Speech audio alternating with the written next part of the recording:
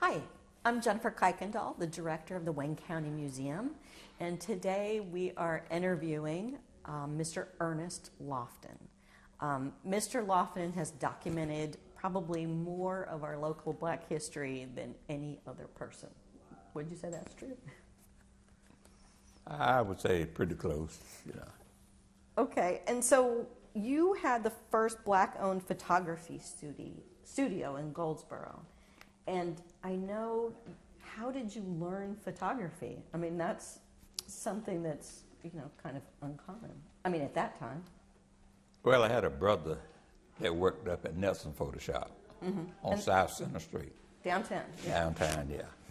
And when I was about 12 years old, he bought me a camera, a little baby brand camera. Do we have one in the case? No, we don't have a baby brand in there. We have one close to it, the brand of Hawkeye. Okay. But this is a baby brand, no flash on it. Oh, okay. And 127 film. And he bought this camera from me for Christmas. So I didn't have to worry about getting my film processed because that's what he did at Nelson Photo Shop. So I used to go up and sweep up when I got to be 12. I used to go up and sweep the floors up at Nelson, take the trash out. And so what year was this? This was probably 46 or 7. Oh, okay. Somewhere in that neighborhood. And because I was at elementary school. I was at East End School. Okay. And I was 12 years old. And my buddies used to walk uptown, and they would wait around the Carolina Theater till I swept up, took the trash out. He would give me 25 cents. So me and my buddies would go down to Carolina and go in and see the movies probably about 2 or 3 different times because they didn't run out at that time. Yeah. So that's what I started doing at the photo shop, sweeping up for him. So was that your first job? That was my first little job. At 12? Just doing it for him, yeah, right. For that 25 cents a week to go to the movie. The movies was 9 cents to get in. Box of popcorn was 5 cents. Big box of 10 cents. Pepsi Cola was 5 cents. So 25 cents. 25 cents would take you a long ways. That's great. So that's how you got your foot in the door. That's how I got my foot in the door. And when I got to be about 13, I started doing the windows, which had cameras, tripods, and stuff like that in the window. Like window displays? Window display at Nelson. Yeah. I would go dust everything down, then I would clean the window inside. And that's what I was doing. When I got to be, I was still, before I got to high school, I started doing the quick pictures. And this is the pictures where you go in, sit down at the booth, and they will snap the little strip pictures, three in a little strip. Like photo booth pictures. A little photo booth picture. Yeah. And he taught me how to develop them. In fact, the little sit-up was sitting out front, a little dark room sitting right behind. It didn't take up a whole lot of space. And they would snap the pictures. I go in the little back and develop them. Had a little drying plate back there and wipe them down. Probably less than 5 minutes. And I started doing that on Saturdays. $5. $5 for that's what he paid me along with the 25 cents my brother gave me. All right, so you were cleaning up. Cleaning up.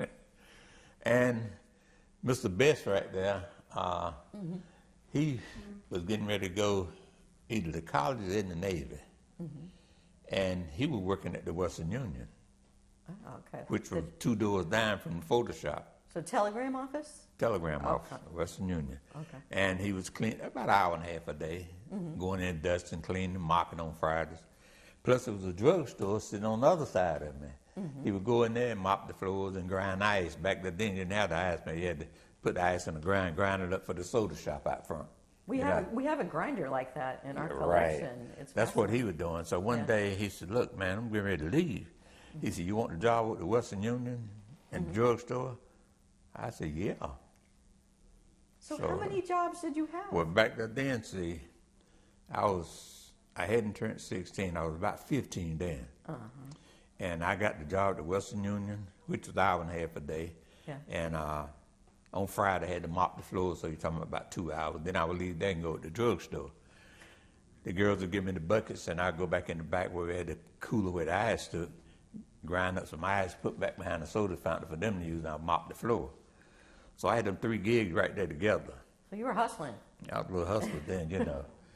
So I got them gigs. So my brother started me to developing pictures in the back. He asked me one day when I was up there screaming, he said, "You want to develop a picture?" And this was at Nelson? This at Nelson. Okay. I said, "Yeah." So he took me in the dark room back there. I'd been in the dark room. I'd never developed a picture. Yeah. So he printed one. I got it there and put it in the solution and everything. It started coming up. Kind of exciting, you know. Yeah. So is that what got you hooked? That's what kind of got me hooked there. Wow. So sure enough, when my brother, after I finished school, I still had my part-time job. After I finished school, the big man out at the Cherry Hospital, Mr. Albert Whitaker, he would manage the softball team out there. Yeah. And they had the employees, guys, you know. So we had a softball team in town. Doing all my little work, we still had to play ball at night, you know. So we had about 5 different teams. One in Webtown, one up North End, one out Little Washington, a team from Central Heights, a team off the base. So we had a little lead there. So Webtown, we was kind of kicking tails and taking names, you know. So Mr. Albert Whitaker was the manager's team out at Sheriff Hospital. So by that time, we was out of school, you know. So he asked us if we want a job. So we just got out of school now. Yeah. Working for the state. What he was doing, he's trying to break that team up. And he figured that we just got out of high school, so we needed jobs. So, yeah, he hired probably about 5 or 6 of us. Went to work at Cherry Hospital. Wow. Right after we got out of school. So was that full-time or was it? Full-time now. Wow. I'm talking about full-time now, you know. So we went on out to Cherry and everything, and we won the championship that year. In fact, there's a picture. I got a picture on my mount of the Cherry Hospital championship team, you know. So all of a sudden, my brother had to go Korea. So that left Mr. Nelson with no doctoring technician. So he hired 2 ladies. I'm still working at the Cherry now, and still doing my part-time work and still working with him on Saturday. So the 2 ladies he had were messing up so much paper and stuff. He was running Mr. Nelson in the hole. Yeah. So he asked me one day, I was on a Saturday, I was up there, you know. He said, "Can you do that job in the dark room?" I said, "Yeah, I could do it." He said, "How much they paying you out the Cherry?" Yeah. Well, now we wasn't making but I think $125 a month. A month? Well, once a month, $125, bringing home about 90 something, you know. So what year was this? This was 54, beginning of 55. Okay. I got out of school in 54. So this is, everything was still segregated. Oh, everything still said the Cherry Hospital. The only thing you had out there was white nurses and white doctors. Had some black supervisors, because that's what Mr. Albert Whitaker was. He was head supervisor out there. Ah, okay. So I said, "Yeah, I could do it." He said, "Well, how much they paying you out the Cherry?" So I hesitated a few minutes and thought about it, and I told him $200 a month. What? It wouldn't make me $125. Now I'm thinking now, you know. Yeah. He said, "Well, so suppose not double that." I said, "Well, let me think about it." You know, So how long my did you wheels think? are turning in. Yeah. I'm 17 now. I'm thinking about it now. So I worked out the Cherry about 1.5 years. By that time, see, the old man Nelson, he knew what was going on in the city, because he was in all these different organizations, fire chief, police chief. The base was beginning to get ready to open. Ah, okay. See, the base had been closed for years. Right, that's when it reopened. It was yeah. Army Air Force base then. Army Air Force base, that's what it was. By that time, the Air Force, when they finally reopened the base, the Air Force became the Air Force. Right, separate, yeah. Separate, branch. right. So the old man Nelson saw what was going on. He knew military guy takes a lot of pictures. Ah. So now he's figuring on getting that contract with doing all the photograph work. So this is why he approaching me now, you know. Plus them ladies were messing up a lot of stuff. So I came back after about a day and said, "Look, I'm going to take you up on that." And that's once a week. He said, "Yeah, once a week." I mean, Social Security, but there wasn't no benefits down the road. So I came in there and started working, getting paid every week. Now I'm talking about $125 a month.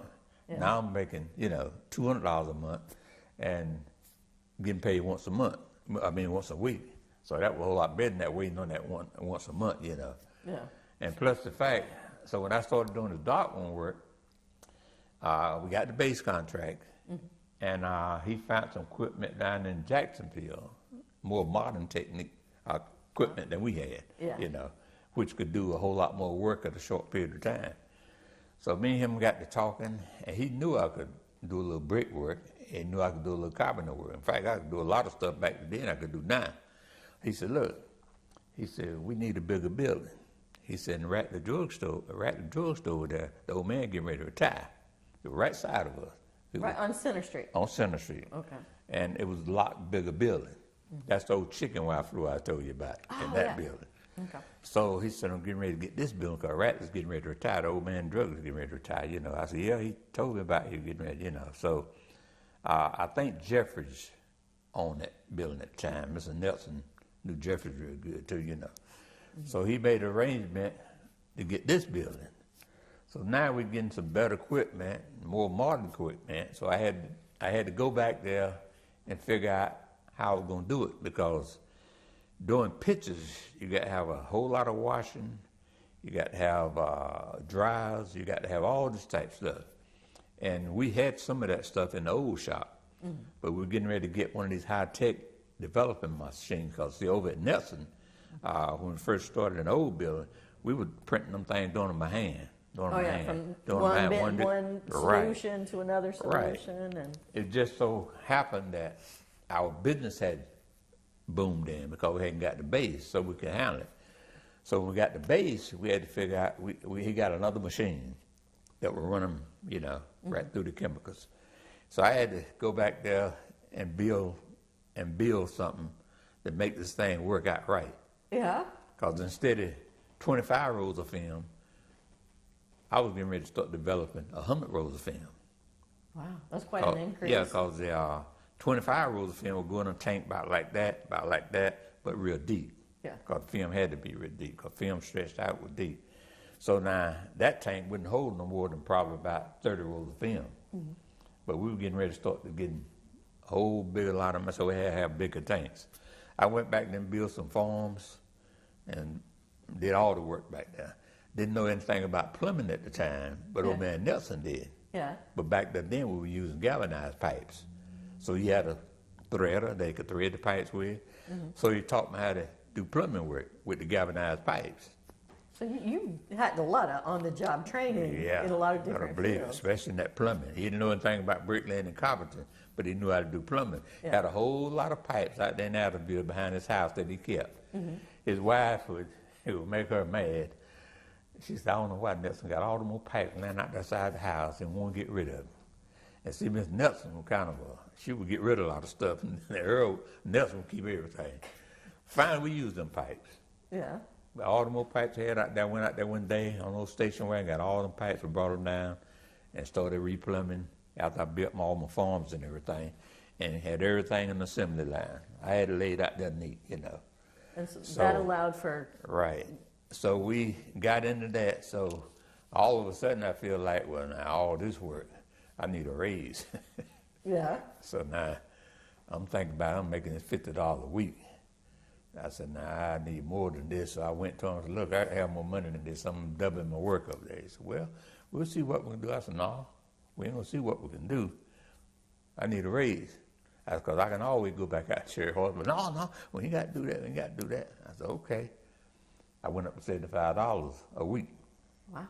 Now back then, wasn't very many people making them $75 a week, So you were... You talking about back then, 56, 57, 58. You were rolling in dough. Right. I mean, at a young age. At a young age, so I decided to get rid of my little part-time job then, because we kind of, I was getting tired of dipping in, dipping out, Right. But before I did that, old man Reeves one day, before I got into Nelson's full-time, I forgot to tell you about this. Yeah. He said, Mr. Reeves was the manager at Western Union. He said, Ernest, how old are you? I'm wondering why he asked me this time. I've been up there a year. I said, 15? He said, oh my goodness. He said, you got to get a working permit. You had to be 16 to get a working permit. Ah. Mr. Nelson didn't get about that, but Western Union a little bit different. You know, I said, well, I won't be 16 for July. So look, you work so good, I'm gonna keep working now. But as soon as you get 16, you get your working permit. Rat the drugstore, he didn't care. Yeah. But Western Union was different. In fact, when I was over there working part-time, back then teen, they went on strike. Western Union went on strike. Wow.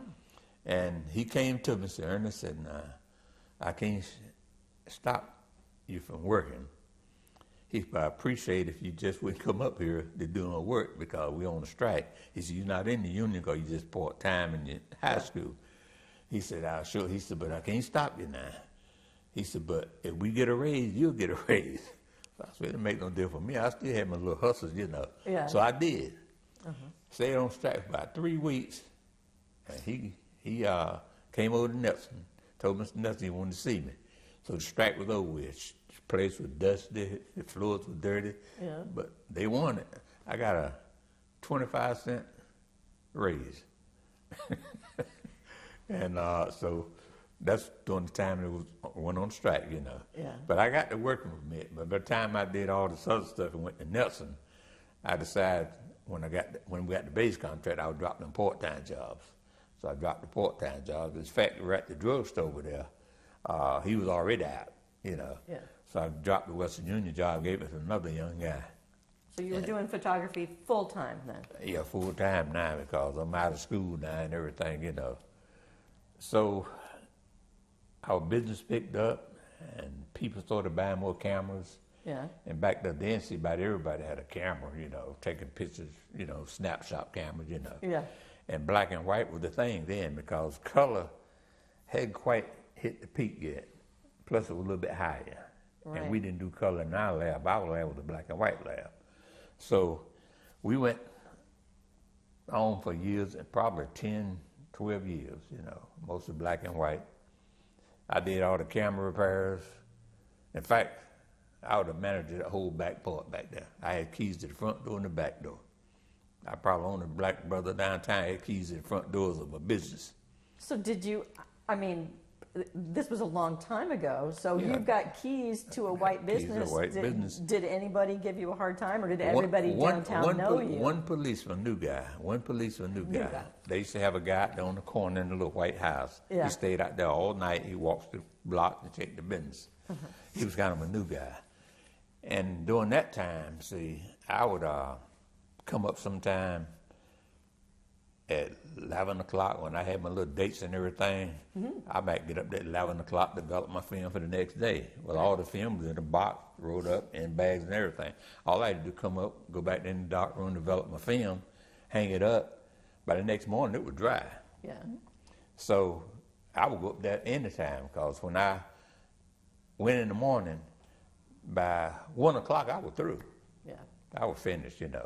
I was just that good. I was finished. I had the rest of the day doing anything I wanted to do. I'd go by Parker's, shoot the bull, barbecue. Parker, you know, and everything, and go by Miss Hamilton's place, talk to her.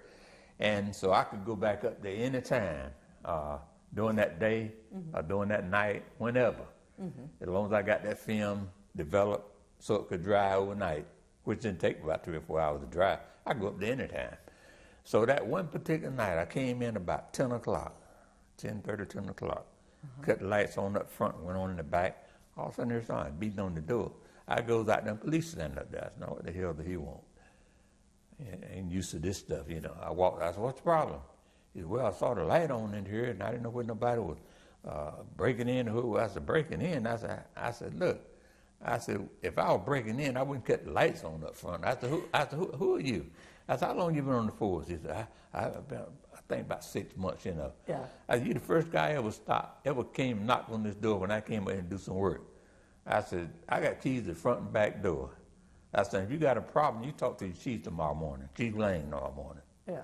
He said, well, I'm sorry, sir. I just, didn't know. I said, no problem, you know.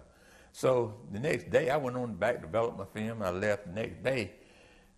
When I came up to do my pictures and everything, Mr. Nelson came up. Yeah. I said, look, I had stopped never been stopped coming in. I said, when the policeman came in last night beating the door, he said, what? I said, yeah, he came up. I said, I got him squared away. I think he's a new guy. So I said, I got him squared away and everything. So I forgot that. I was just talking to him about it. Yeah. All of a sudden, about a couple of days later, Mr. Nelson came and said, look, you don't have to worry about that no more. Because I went down to Chief Lane and talked to him and told him, I guess he told, look, don't mess with that brother coming in outside this shop. You Wow. tell your policeman, you know. So Mr. Nelson seems like it didn't matter what color you were. Yeah, but like you guys really had no difference. a rapport. When I went out this house, we used to go out the house and work a little bit because I got off so early. Yeah. I would go out there. He would pay me extra. Yeah. I go out there. His wife fixed dinner. I sat down to the table. So you were like a member of his family then. Just about. So when did you start your own photography studio? Well, I'm getting to that. Oh, sorry. So years went by. So all of a sudden, color come around. Color started coming around, and probably about the 60s or 70s. And right. And the guys on base started, they could get it cheaper, so they started using a lot of color. So, and color had begun to spring out there, and people were buying. See, your cameras usually the film. Yeah. But back then, in them days, most people buying the black and white because you couldn't hardly get color film. It was a little bit higher too. So our black and white business dropped off. And I said, well, we got to make a decision now. You gonna go with color and black and white, or you gonna stick with it? He didn't want to put all that money in doing a color lab. Plus we didn't have the room either. Because a color lab would be different than a black and white lab. Your chemicals were different. Yeah. Your printers were different. Everything was different. So he said, look, he said, I'm going to have to cut your salary. He said, but you can go in the fire department and work, and them guys work every other day, and you could do my work part-time.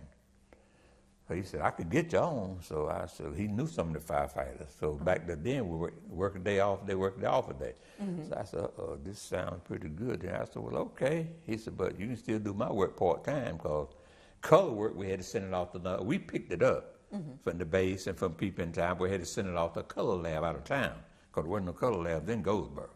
So we had to send it out of town. So so I got on the fire department. That was in 1968. So were there a lot of African American firemen there at that time? There was one first guy, which was Linwood Croom. He was our first black firefighter. In fact, I did his wedding. Yeah. Oh, you photographed his wedding. Yeah. I did his wedding in 66, 67, something like this. He was a firefighter then, because Chief Wesley Howard came to his wedding. And so he was the first black firefighter. So after a while, we got about another, 2 or 3, 4, something about like this. So by that time, we had about 4, possibly 5. But so when I went in, I was probably about the 5th. Okay. And I came in from the Photoshop, as, that deal went down, And all of a sudden, about 3 of those guys, they quit, they couldn't handle that pressure, Yeah. And that so, left. Did you face racism on the Well, when I first got on there, the job? When I first got there, that N word floated around a lot. Oh God. And we had some of them guys. We had a kitchen. We had a kitchen that we fixed our food. Some of them guys, they would eat outside. They wouldn't eat in the kitchen with the black guys. A few of them. A lot of the rest of them, we knew it was in them, but they still kind of mingled with us, Yeah. So they started kind of getting to know us a little bit, and you still had some of the old timers in there,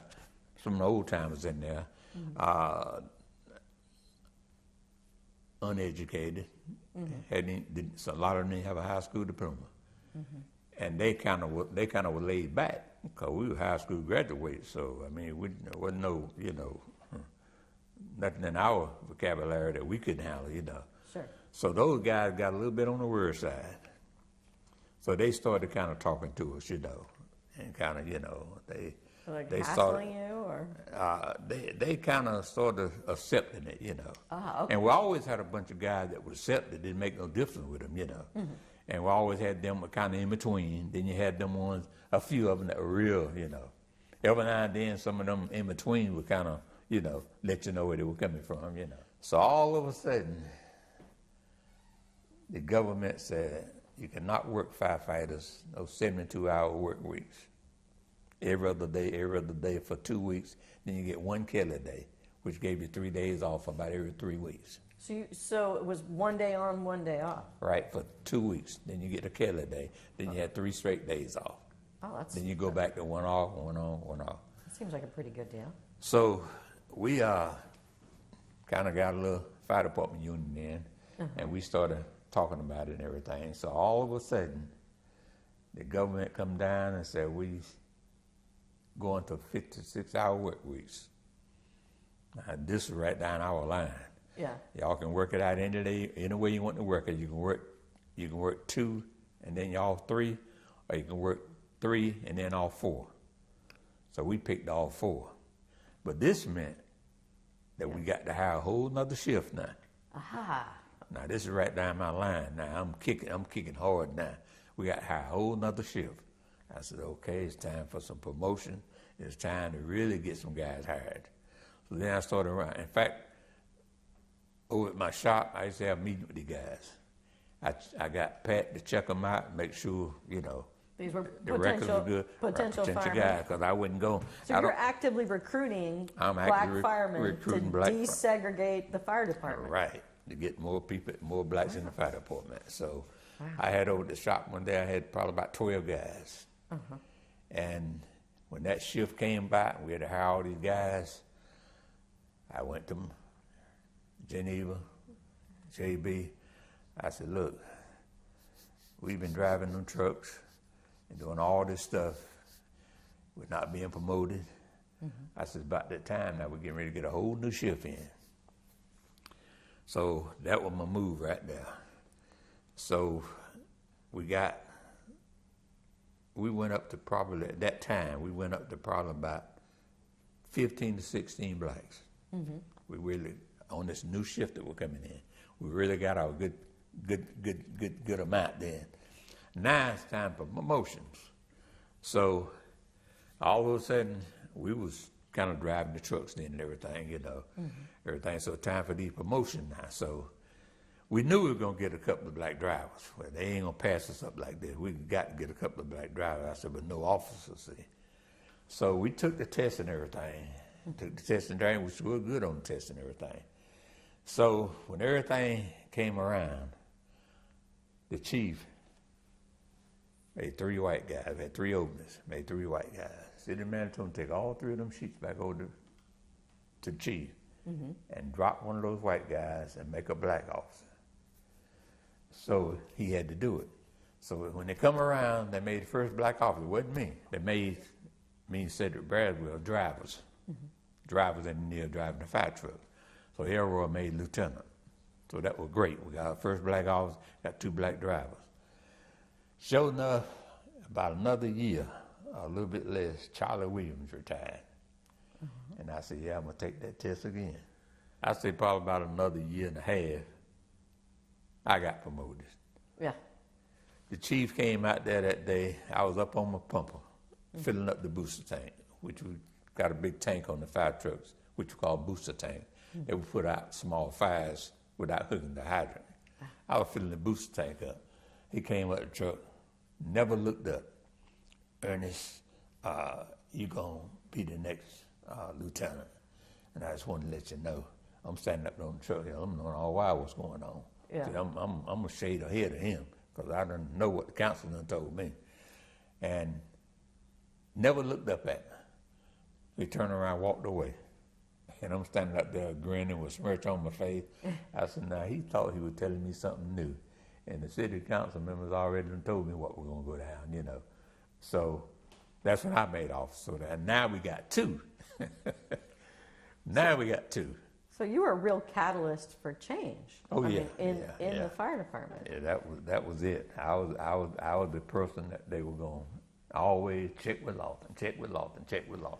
But in 68, I built my first house then, and did probably about half the work to it down on Graham Street.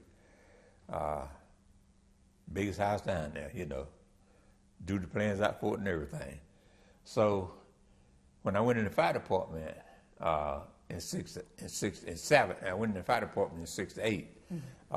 When they found out I had the house down there, when the white guys lost it, they love to drive by your house.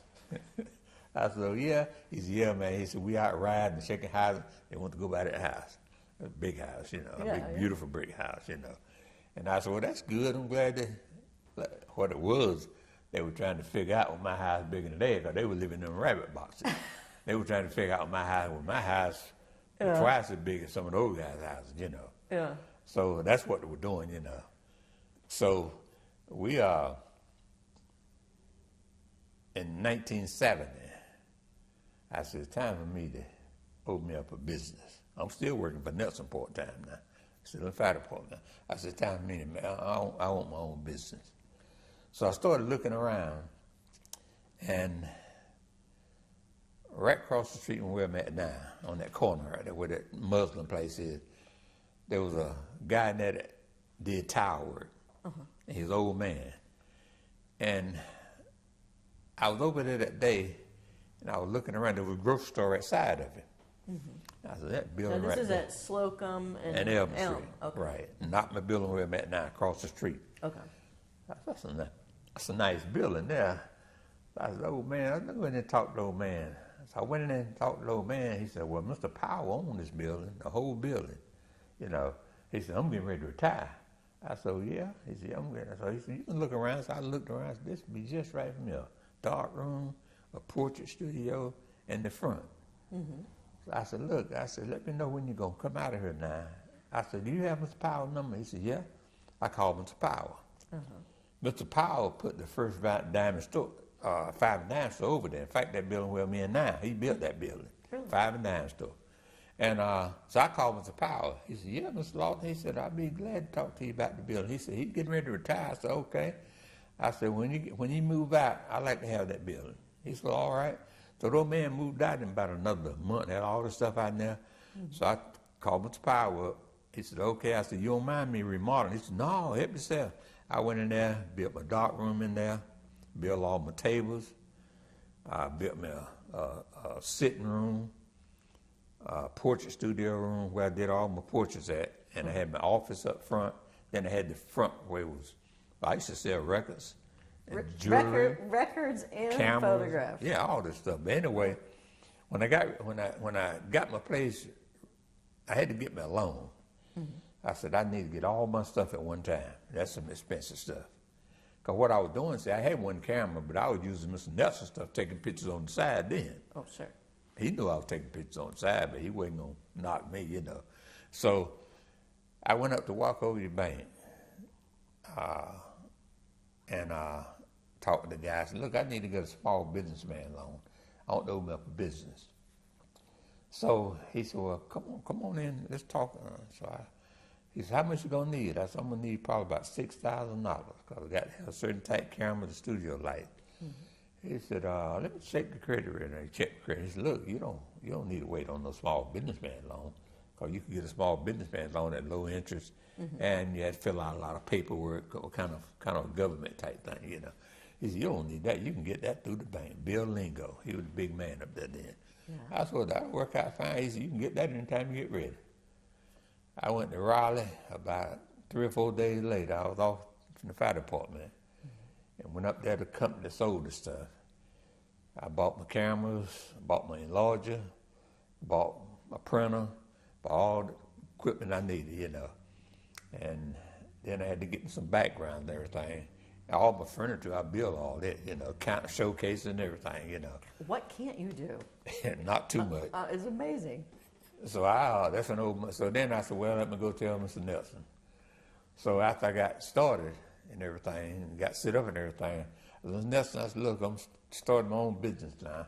I said, I still do your work at a percentage if you want me to. You open your own business? I said, yeah. He said, I wish you had said something to me. I wish you had said something to me about it. I said, I'm already open. He said, I sure wish you said. I said, look, I don't have to tell you what I'm doing. I said, I don't have to tell you that I'm open business up. I said, I just told you I still do your work in my shop if you want me to. I said, if not, you can get somebody else to do your part-time work. No, I didn't mean that. I mean that. I said, well, you said you wish I'd let you know. I don't have to tell you my business, you know. So he said, well, no, I want you to still do my work, even if I'm in shop, and just give me a percentage off. You know, I said, okay. So it's a funny thing that I went up there to pick the work up that I wanted that I had to do for him, and his wife was up there, Miss Nelson. She said, Ernest, she said, I'm glad to see you open your business up. She said, Earl told me about you had opened your business up and everything. She said, I'm glad to see it because you deserve it. I said, thank you, Miss Nelson. I got to think about that thing. I think that's something that the wife, like she was happy to death and old man Nelson. I guess because I sprung it on him, you know. Yeah. But I did the work for him about another 3 or 4 years, you know, and everything. And then While you had your own... While I had my own door, doing it at my shop, you know. Okay, and so that was Lofton Studio. Right. Okay.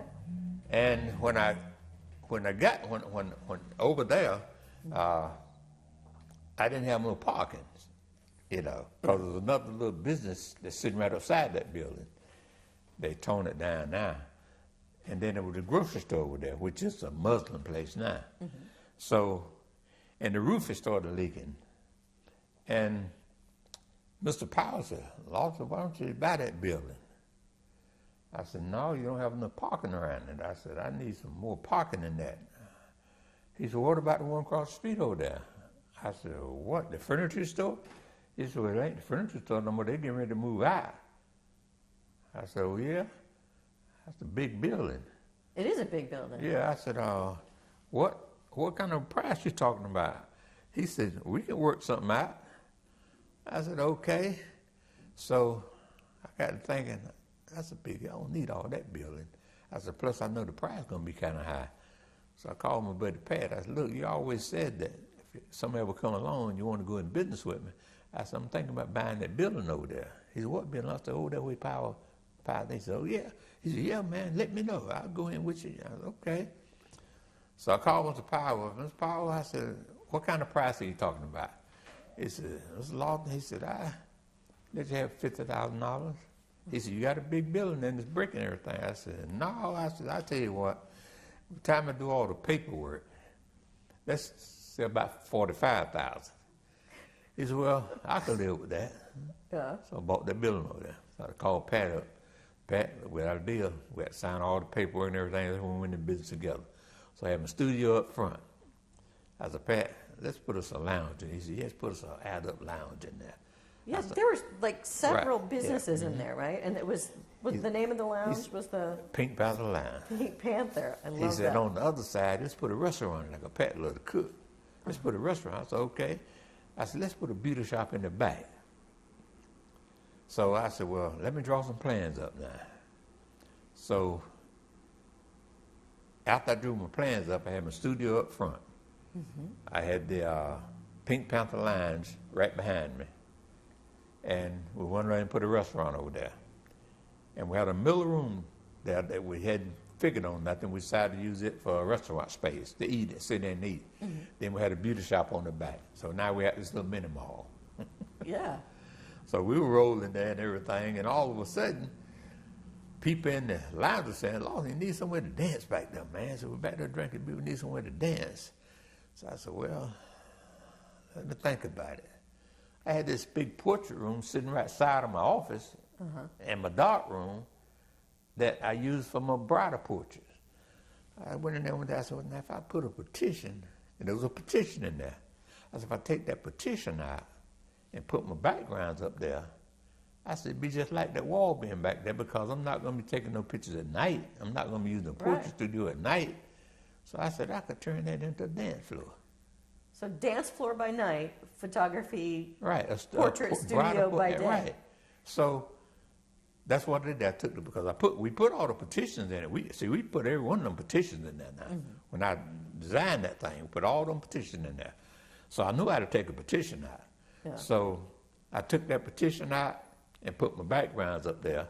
And when I got ready to do portraits, I used the lounge part back there for a dressing room. And then the background that come around, that's where I did my portraits from. And you took portraits of like everyone. I mean, Everyone. not just weddings, Oh, but no, we took like every pastor in town, every pastor in town, politicians, groups, beauty queens, Masonic groups, you name it. everybody. Including, I've taken pictures for 2 different lawyers, Lawyer Duke. I shooting case pictures too. Wrecks and people getting hurt, and lawsuits and stuff like that.